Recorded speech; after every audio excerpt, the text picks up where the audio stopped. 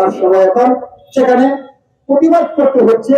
আপনারাই আমাদের বন্ধু ছিলেন, আপনাদের সাথে আমাদের বিভিন্ন দেখা হয়েছে। ভাবতে পারিনি যে অন্তত প্রেস ক্লাবের মাঠে এসে এই সময় আপনাদের সাথে, প্রেস ক্লাবের প্রাঙ্গণে এসে আপনাদের সাথে দাঁড়িয়ে এই বক্তব্য রাখবো।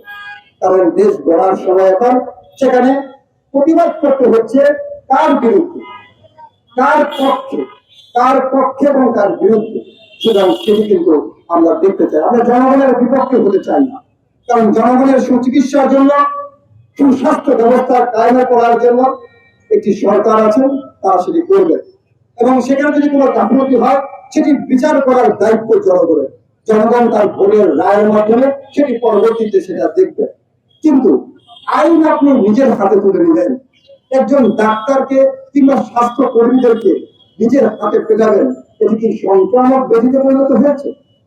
নাসিরের ঘটনার পরে কিছুদিন পরেই আপনারা দেখতে পাচ্ছেন একের পর এক ঘটনাগুলো ঘটছে। কেন ঘটছে এগুলো?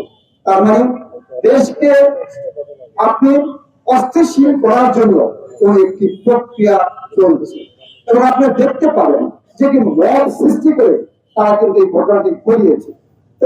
মব সৃষ্টি করে যারা ঘটনাটি ঘটায়, তার পিছনে কারা, সেটি কিন্তু আপনাদের জানতে হবে।